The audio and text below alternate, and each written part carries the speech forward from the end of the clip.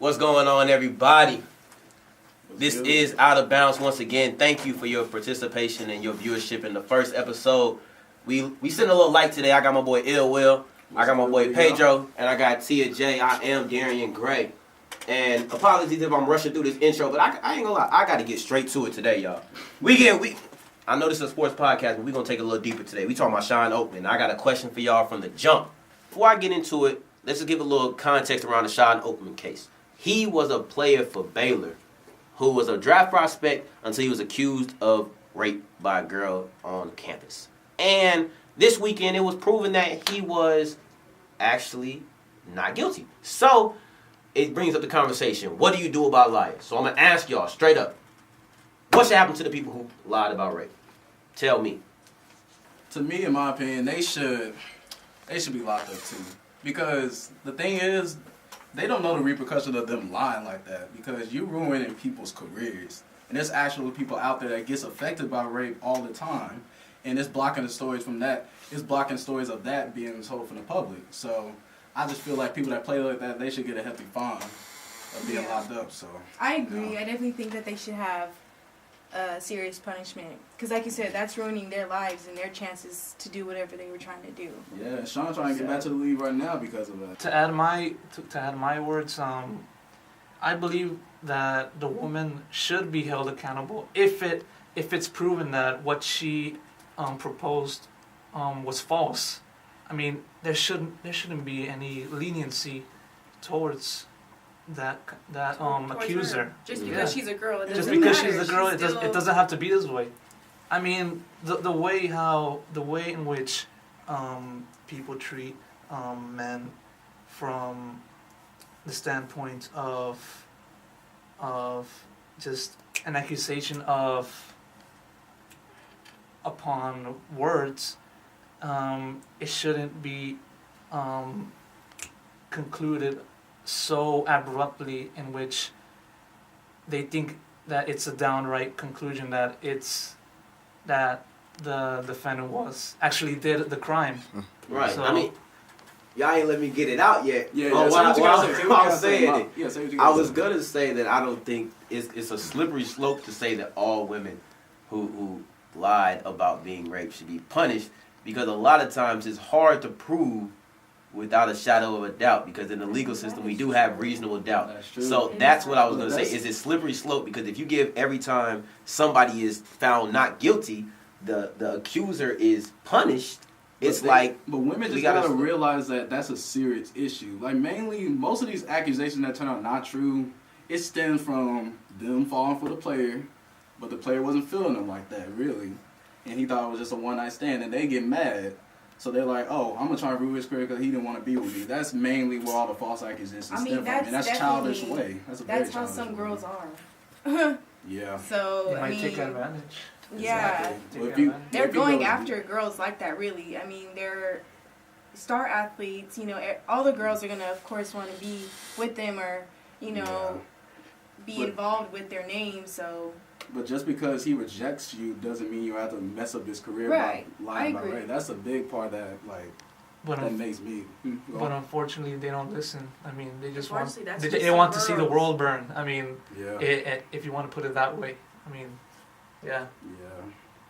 But really though, it's an issue though that I feel like is gonna get resolved pretty quick, because as more cases like this come out, I feel like the justice system, they're gonna finally do something about it, because it's going on for way too long, and it's blocking out the real stories that need to be out in the light. So I feel like they're gonna do something about it. Saying it's gonna be hard to prove without a reasonable doubt that they lied. That's all I'm saying. Once you make it a standard to punishment, it's gonna be a slippery slope. But I understand where y'all getting at. This past weekend though, transitioning. This past weekend you had the NFL Combine. It went from Thursday to Monday, and one of the stars, before and after the Combine, and one of the best storylines is Kyler Murray. Mm-hmm. And I look at Kyler Murray and I say, Cliff Kingsbury said he was going to be, I'll pick him number one. And now who has the number one pick? Kyler Murray, one of the top quarterbacks. Cliff Kingsbury has the number one pick. And it seems that all mock drafts, and for all intents and purposes, Kyler Murray will be the number one pick. I say he is really much a hot commodity because a lot of teams, if you really think about it, they're going to be either without a quarterback for the start of the 2020 season or 2019 season, excuse me. Either they're going to start with a quarterback or they're going to try and get Kyler because, mind you, Miami mentioned they want to get rid of Tannehill, so they might try and talk with Arizona to get some moves to be the number one pick. And also with Oakland, with Derek Carr, like we don't know how Gruden and Carr's relationship is really, but the main thing is really that I see Kyler Murray going to is Arizona. Yeah, so That's what I really see. I see it. Man, Kyler Murray is a bad dude. Oh, yeah. Hey, Kyler Murray is bad. You know what I'm saying? To quote one of my favorites, Muhammad Ali, that boy can handcuff lightning and throw thunder in jail. That boy bad. You feel me?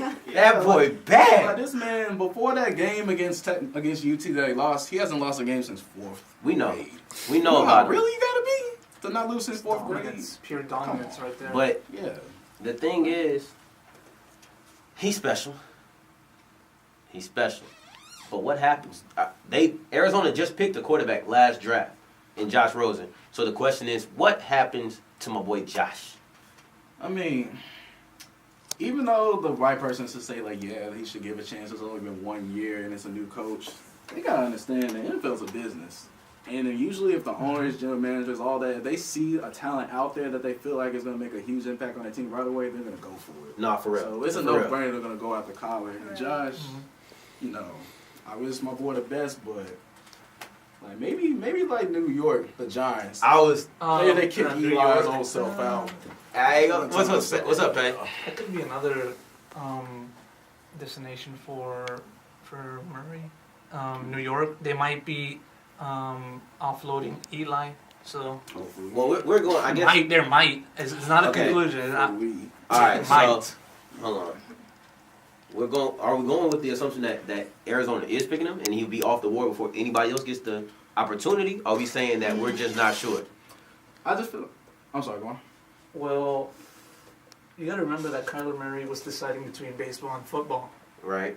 and you add into his size. Well, of course, he's 5'10", and It's a new day and age, man. of course, I ain't gonna lie. Hey, I think Russell Wilson might have been the best thing for his draft stock. And don't Sure, forget, sure. Drew Brees is like 6'4", maybe a strong 5'11", but short quarterbacks, they can Strong five. Strong.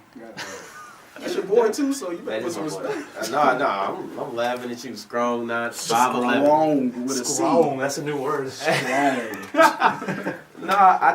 I mean, the Giants. The Giants I think the Giants are set on Haskins. But if we're going to the fact that Rosen being traded, and we're talking about, they say he's worth a 3rd round pick, and we're assuming nobody's going to overpay. If nobody's overpaying, I'm trading to the Giants because all the draft experts, everybody, they say this guy is better than Haskins. He's better than They say he's better than Colin. They say if he were to be drafted this year, he'd be the best quarterback in the draft. And if I can trade what would have been the best, trade for what would have been the best quarterback in this draft for a 3rd round pick, That's instead of spending my number 6 on a guy that would be even worse than him, you can best believe I'm gonna trade that 3rd. I'm gonna get some offensive line help to protect my future investments. And the Giants have Saquon, and they have Odell, and they have Evan Ingram. Nothing but talent. Shepard. There's a lot of talent there. they Don't put just it- need the right quarterback. Precisely. Yeah, because Eli was great, but it's time for him to go. And I think that's the best. That's the best time. Because in most other situations, you got to come and be a immediate starter. Unfortunately, the Giants are under the assumption that Eli has time. Do you agree? Do you agree? He's 38 years old. He just came off of a 5'11" season. He has a very respectable stat line: 4,299 yards for 21 touchdown passes and 11 interceptions. Look, go ahead. He still has it, but like we said, new day and age. There's a possibility that once again they might offload Eli for someone younger. He just doesn't have the trust of his teammates, really. Like Odell Beckham a couple times, he went on the news, and even though he didn't say Eli's name directly, he made subliminal saying like, "Oh, if I had like a confident quarterback throw the right routes, then maybe I could thrive more," or some little shady stuff like that. So really, I just see it's time to go. I think, It's but obvious. there for some reason it is time to go. Everybody who is not in East Rutherford, New Jersey, understands. Hey, it's time for Eli to go. But unfortunately, we're in Houston, Texas, and they're in East Rutherford, New Jersey, and they don't understand that. And I can't understand why.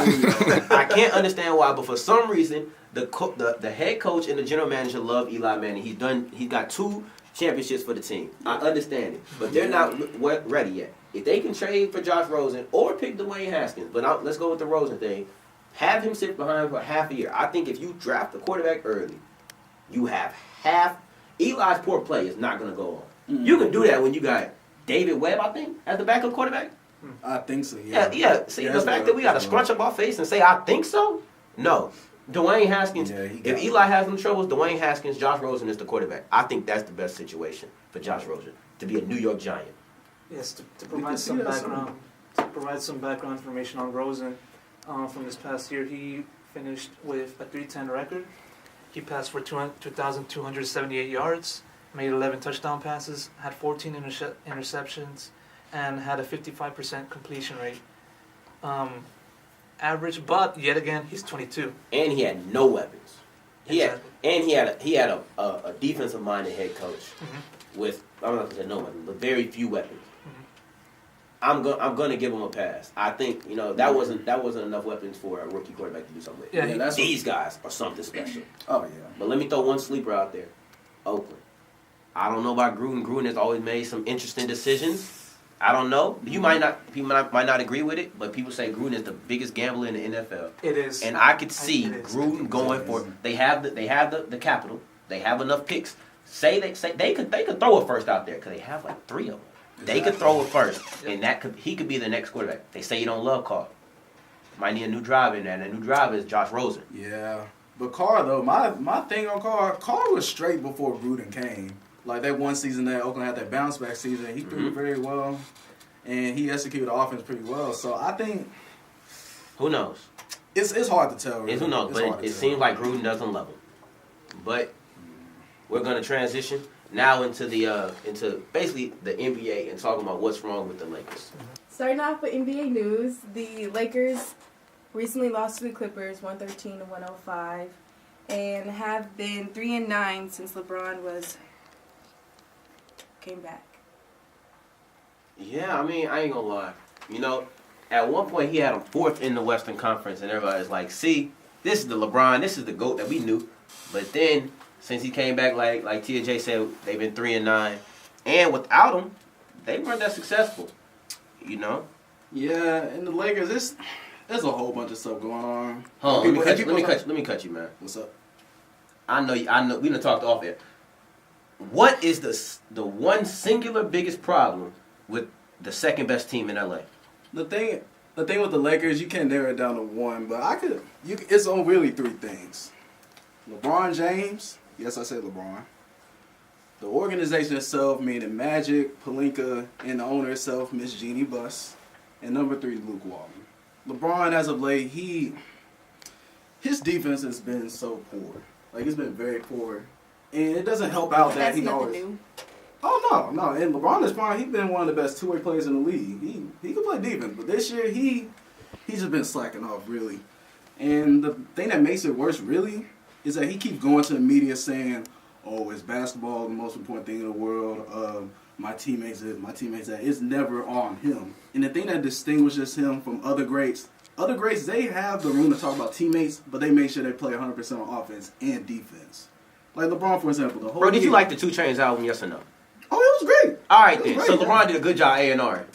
Yeah, but the all right, then. LeBron's the GOAT. Michael Jordan never A&R a good album. Oh, yeah, one thing about that, too. One thing. LeBron's the GOAT. Period. See, now the thing about it is, like, y'all think I'm getting on LeBron's butt, but I really like the man. He's one of my favorite players of all time. Go watch him, but you got to call it like it is. The man's jacking up this team. No. And one thing about that 2 Chainz thing, the night before that play Golden State, it was like a couple games after LeBron came back from injury. He missed the game against Golden State because of load management. And the crazy thing about that is, the night before, he was in the studio with 2 Chainz working on his album, up like at 12 in the morning. Mm-hmm. So for him to say teammates is basketball the most important thing in his mind, is it his? No, it ain't. I'm not gonna lie. It's probably not. Nobody thought it was when he came down. You guys remember that he's going to make Space Jam 2, right? Yeah, that's 2020. Yeah, but that's during the summer. He's gonna start production during the summer. Yeah. Yeah, LeBron. They need to keep with Michael Jordan. Yeah. Even if he's a little bit see- old. I'm Yeah. still Who wants to saying. see a 50-year-old Michael Jordan in a No, I want to see LeBron with some new 50-year-old. stars, and I want to see a new storyline. Uh, I actually want to. nah, they gotta keep it do. original. I personally want to see Yeah, Kobe in original it. always better. I wanted to see Kobe in it. Kobe, I know Kobe got an answer, but he'll be the driest actor on the man if he got behind the screen. driest Like, come actor? on. He barely want to talk to the media. How the hell? But yeah. But LeBron, like I say, he's one of the issues, and number two, the organization itself. Magic. How the hell are you gonna study LeBron all the time before you go to LA, and you see that he thrives off shooters, and you give him number playmakers, thinking that's gonna work? Rajon Rondo. Yeah, I'm Rajon gonna say. Rondo, like, come on. Look. Lance, Beasley, all terrible shooters. Hold on. LeBron thrives off shooters. I'm gonna keep it all the way honest with you. I don't even think it's so much that because they were rocking. I think it's Anthony Davis, and call me self-centered, bringing it back to my team, but I think it's Anthony Davis. I think he came in there and I don't think that's fully true, but let's just rock with the report they gave out there that they were ready to trade the team away for one man. Yeah. And that was- You're ready to trade away what you considered your young core for one player. And they've been playing pretty bad since. It's like, okay. Well, I guarantee they've been playing bad before that. Yeah. But they also, it's like, man, why you want to play? A lot of people. Go ahead, Pay. But I see what you mean in putting the blame on Davis, but I don't think the blame should be just on Davis. I don't mean Davis. I mean the organization. Yes, that's what I'm trying to get Magic to. and Pelinka The specifically. way the fashion in which the Lakers upper management handled the trade speculation on Davis is terrible. I mean, first of all, you got your players to know about the rumors, and that gets them anxious about whether or not they're going to continue playing for the team. Because like one day they might play for the Lakers, the next they might go to New Orleans, Exactly, yeah. and with that cloud over their heads, it makes them not play well. We're saying the same thing. Yes. We're on the same page. Yes. We got the same We're exact just thoughts. interpreting it. Yeah, like we both say that the management. I'm putting the blame on management. I'm just saying that it came from a Anthony Davis trade speculation. Yes. And one little thing to sprinkle in too, a little bit of LeBron. LeBron had a piece of playing assembling the team this year too. That's what a lot of people don't understand because Magic specifically came to LeBron before the season started and was like, "Hey, how do you want the team built? Like, how do you want this team to be the makeup? Like, what do you want out of it?" And he had a hand to play there too. Also with the Davis speculation too, because mind you, Davis and LeBron share the same agent, Rich Paul. Yeah. Yep. And just the thing, like, people gonna think that a team's gonna run like normally after that. Even though Magic did say one time during the interview that they're grown men, not babies. They shouldn't even be pressured like that. They're gonna feel some type of way because, like Pedro said earlier, like you probably thinking like this is gonna be your last game in LA or it's not. Like it's always gonna be a cloud over their head. So how can you expect a team to be focused on And that? then right after the Anthony Davis thing, some things it's like a butterfly effect. As soon as who was one of the people they were talking about trading? Lonzo Ball. What is who is one of the most aggravating people in the city of Los Angeles? LeVar Ball. The GOAT. And it's Everything he's been saying has been coming true though. I If you mean, really think all right, bro. We just gonna act I like mean, you didn't say that. The man, We the man gonna act like said, you didn't the say man that. said his son was going to be in L.A. and look what happened. I mean, I mean, Yeah, look, like, all right, Nostradamus. I ain't gonna lie. I'm not a fan of LeVar. He did project that, but as soon and what was happening? His whole rookie year, he was talking. There was multiple altercations where people addressed Lonzo like, "Hey, tell your pops to shut up." He wasn't gonna shut up. He talked all that trash about LeBron. He wouldn't come there. LeBron came. Boom. Now he heard Lonzo might be getting traded. Now he's talking and he's running his mouth. And there's a lot of distractions. LA is a city of distractions as it is. It's easy to get in trouble there. But You don't need LeVar Ball coming in and making more But headway. the common outlier that LeVar always says in his statements, Lonzo's valuable.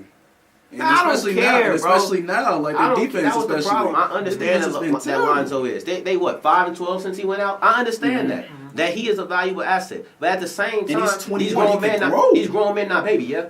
When you a grown man, why you got your pops out there in the media talking about you? I don't Because need that. He disses himself from his pops. He said that immediately as soon as he got to Yeah. leave. He That's said, happening. "My So- dad is going to talk All right, regardless. cool. I'm going to play cool. my game." That's all I Lonzo speak. Ball, listen to me right now. Tighten yourself back up with your pops. Forget distance. Get close with your pops and tell him to shut his mouth.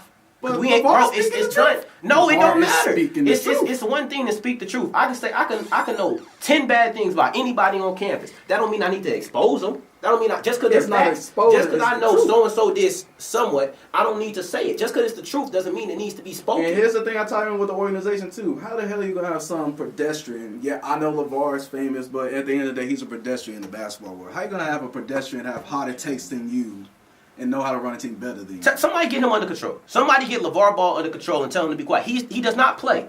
And his son is on the bench right now with an injury. He does not play. There's no reason for him to be the most vocal person. That's true. Somebody needs to give it. But he's nervous that his son is about to get traded from his dream. He said all 3 players were going to be on LA. And he's scared that his firstborn, his greatest hope, is about to get traded out of the city that he hoped he was going to run one day. And now he comes out running his mouth.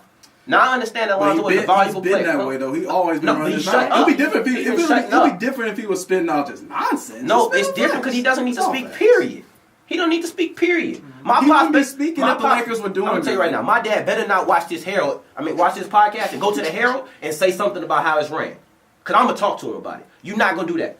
Especially you want to say I'm a grown man. I'm a grown man. Don't talk to me. Don't talk to somebody else. Don't talk to my boss about my work. But like 'Cause I that's said, not you. like I said, it flashes back to the ownership too. Magic's looking bad as an owner because I a regular understand that. pedestrian Yes. knows how to run a team better than he does. Like the trade deadline did. He got freaking Mike Muscala. Do y'all know who Mike Muscala is?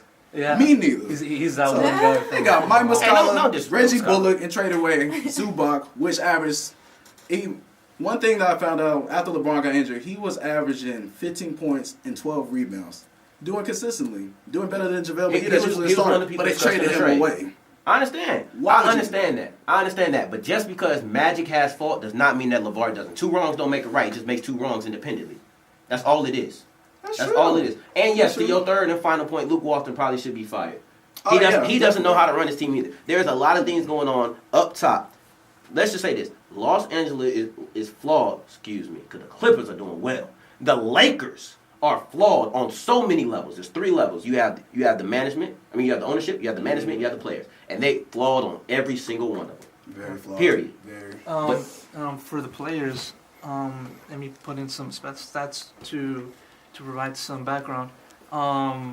Right now, since LeBron James' return, the Lakers have been last in defended field goals made per game, 5th in defended field goals attempted per game, and 2nd in defended field goal percentage per game. This comes out of the NBA website in their advanced stats. So defense has been pretty bad, as what Mr. Wilson said. So, yep, that's how it is. Yeah, just the Lakers though. I feel like the main thing. Now I do realize coming into this that half of the team is injured, but injuries is a part of sports. That's something that you have to deal with as the team goes on. Like, no matter how severe, you just gotta learn to adjust. Like the Pacers with Victor Oladipo, they're still number 3 in the East. Maybe Without the him. Lakers just aren't that good. Anybody ever thought about that when they say what's wrong with the Maybe, like, I know it's probably a simple take. It's like, wow, maybe they just not that good.